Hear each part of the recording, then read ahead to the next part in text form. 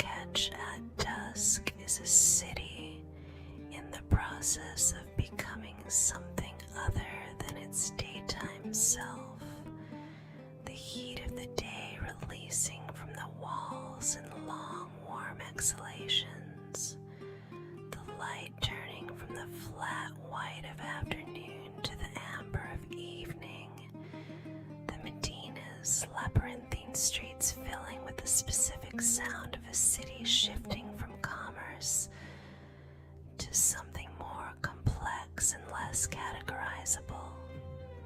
The call to prayer moves across the rooftops in overlapping waves from different minarets, each muezzin's voice arriving at a different moment, a conversation rather than a chorus.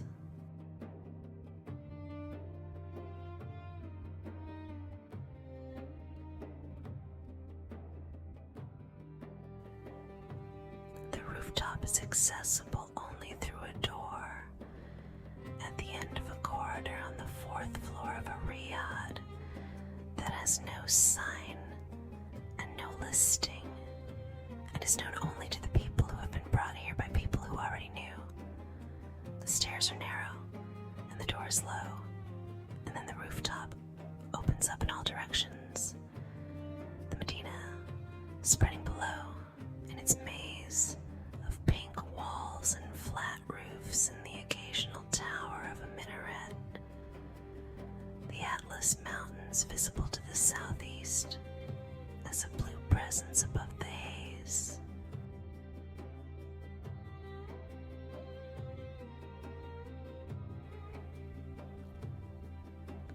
This hour on this rooftop is one of the specific beauties of Marrakech.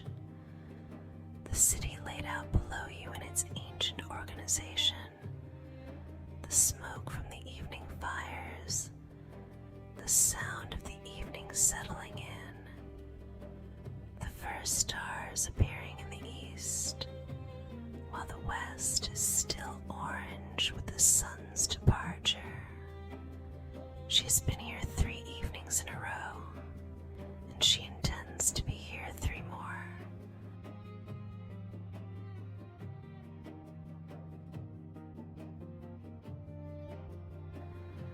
Sophia works in textile conservation and is in Marrakech to examine a collection of historic fabrics held by a family in the Medina. A work trip that has become something more than a work trip in the way that Marrakech has a habit of transforming the trips people thought they were taking. She arrived with a professional agenda, and 3 days in, she still has the professional agenda, but it has been joined by other things. The city getting under her attention in the particular way cities do when they are genuinely unlike anywhere you have been before.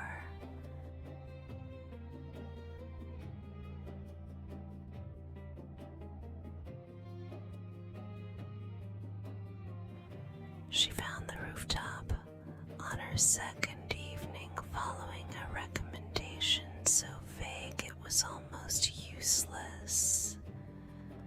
Something about a riad near the tanneries and a blue door.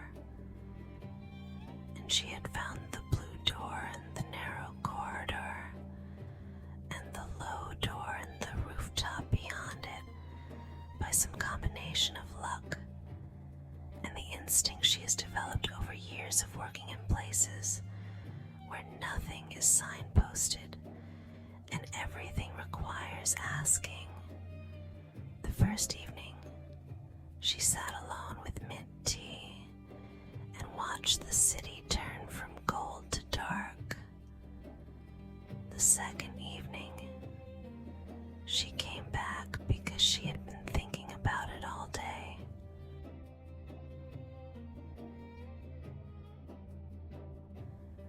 Tonight she has her sketchbook. The textile work she does requires precise observation of pattern, her sketchbook contains several weeks of observation, accumulated in cities around the Mediterranean and North Africa.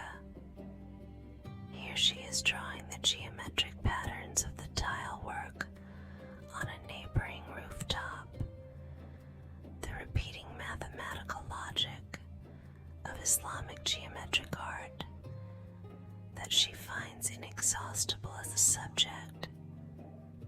She draws with the focused absorption of someone doing something they would be doing whether or not anyone was watching.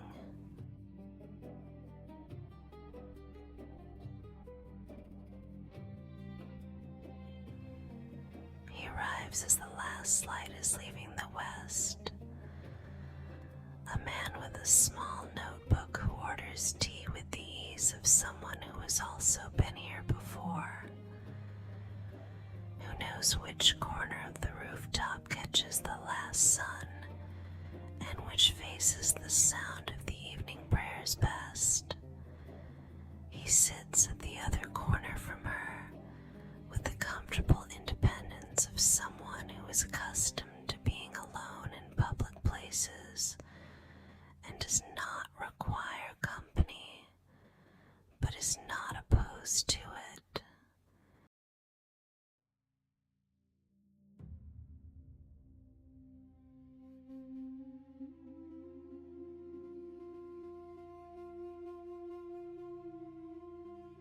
She is aware of him in the way she is aware of most things, without particular attention, but without dismissal.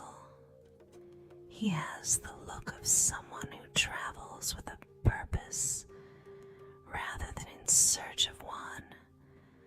The compact luggage, the worn-in boots, the notebook rather than a phone for whatever he is writing.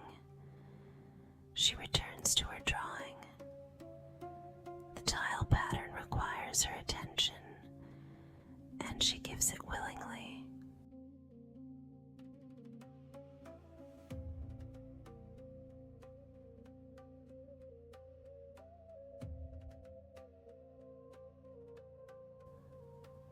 The call to prayer rises from the nearest minaret, the sound very close from up here,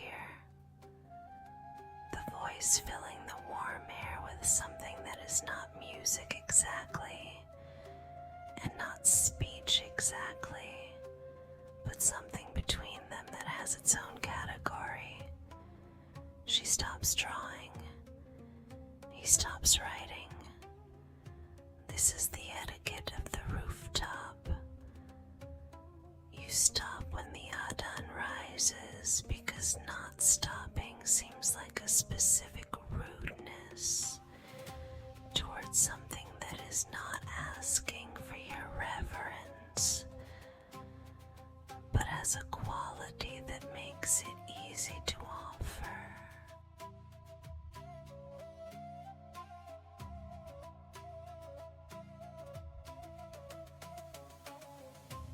She has returned to drawing when he comes to look at her sketchbook, not presuming to come closer than her peripheral vision can confirm she is comfortable with, but genuinely drawn by what she is doing in the way that a person who pays attention to things is drawn by anything being done well.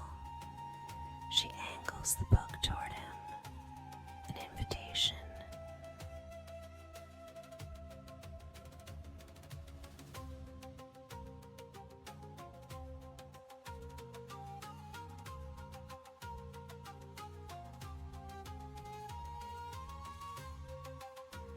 He looks at the drawings with the specific kind of attention that distinguishes people who see from people who merely look.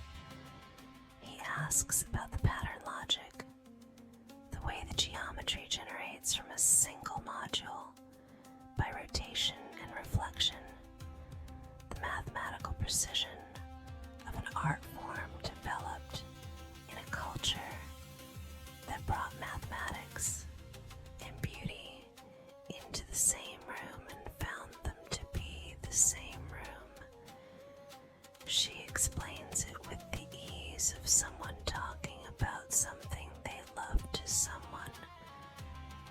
is actually interested.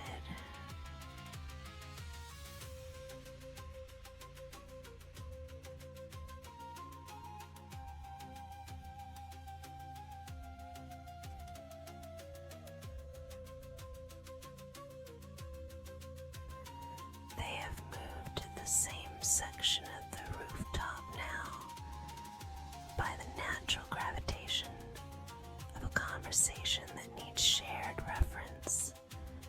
The sketchbook open between them, her pencil tracing the logic of a pattern while the city moves through its evening below. The Atlas Mountains have disappeared into the dark. The city is lit now in amber and white. The Medina streets invisible from up here, but their presence felt in the sound rising from below. Voices and music and the specific acoustic of ancient walls at night.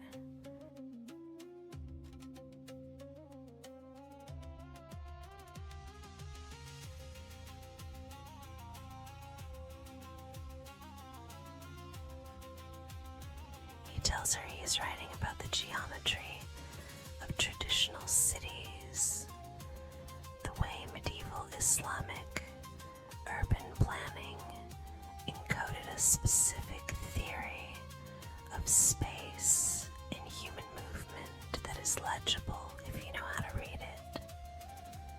She has never heard anyone describe what she sees in the patterns in this way before. From the urban scale down to the tile, she finds herself wanting to draw the connection he is making, wanting to hold it in her sketchbook so she can return to it. He watches her draw it, watches the connection become a line, and something in the quality of his watching is similar to the quality of his listening.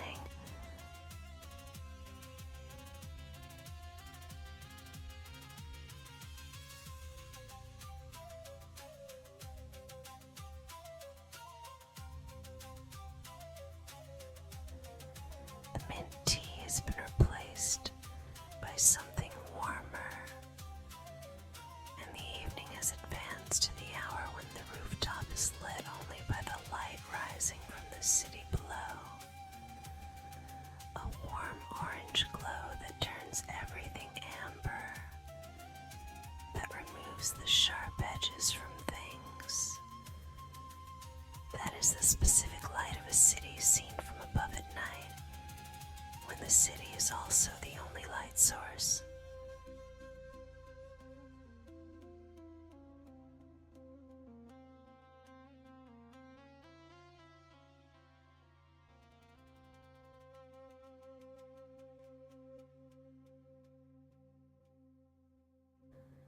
They are leaning on the parapet wall, the city below them, the cool night air arriving from the desert beyond the mountains. Her sketchbook on the parapet beside her still open to the tile pattern. He has been pointing out a minaret visible from this angle that she has not seen before. A finger tracing its outline against the amber sky.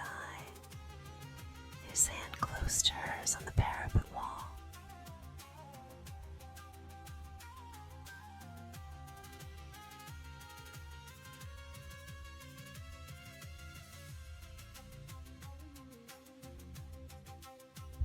He turns to her.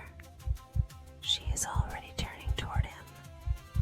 The space between them in the amber light is small and becoming smaller, and neither of them is moving away from this.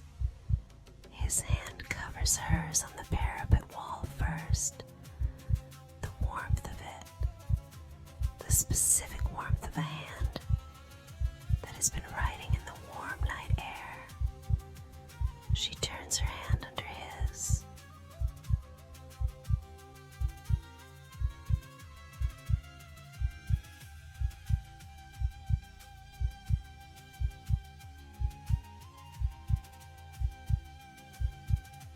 kiss arrives with the quality of something that has been present all evening without being spoken, an understanding that was already there and has found its form. His other hand finds her waist, and she moves into him, the warm air of the Medina rising around them, the sound of the city below them rising and falling in its ancient rhythms. She has her hands against his chest, and then in his hair, and the kiss deepens into the warmth of the evening, and the amber light, and the geometry of two people finding their shared pattern.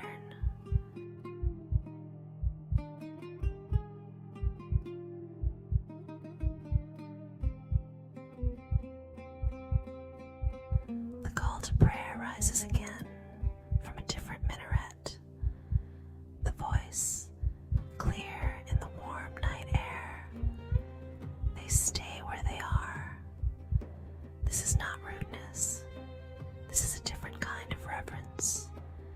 The reverence of being fully present in something that is happening, of not moving away from what is real, because something large is also happening nearby.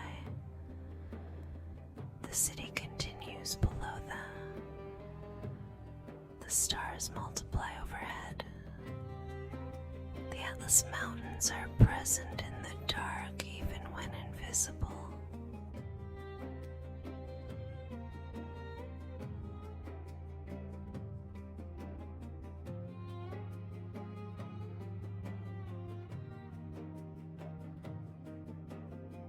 They stay on the rooftop until the city sounds shift toward midnight. The last vendors packing down, the music from certain streets going quiet, the Medina settling into its night state, which is not silence but a different kind of noise, smaller and more personal. Voices rather than crowds, footsteps rather than press of people.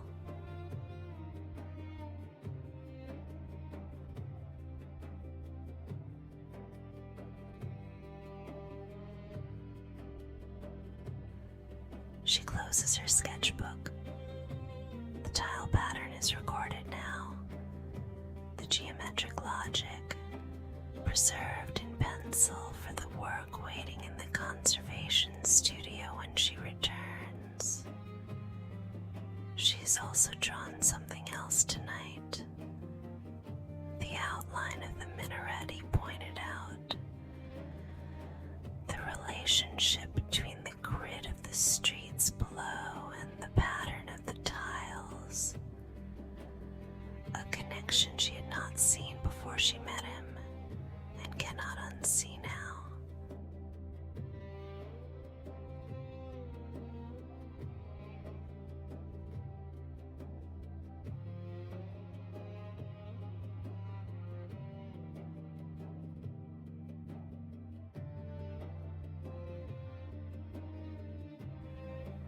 They go down through the Riyadh together, the narrow stairs and the low corridor and the blue door, and into the Medina's night lanes, the walls still warm from the day's heat, the occasional lantern throwing its small circle of light on the ancient stone.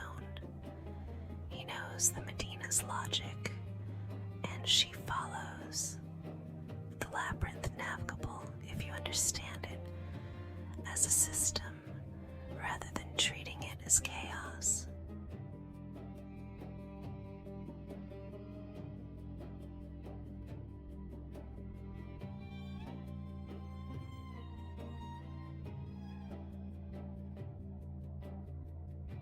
She is staying in a riad near the Jimma Elfna, and he is going north toward the Carpet District, and they part at a fountain in a small square where the sound of water always the loudest thing. She gives him the name of the Conservation Institute. He gives her the name of the book that started the Urban Geometry Project. This exchange feels like the exchange of something more essential than contact details, like giving someone the title of the text that explains the most important thing you believe.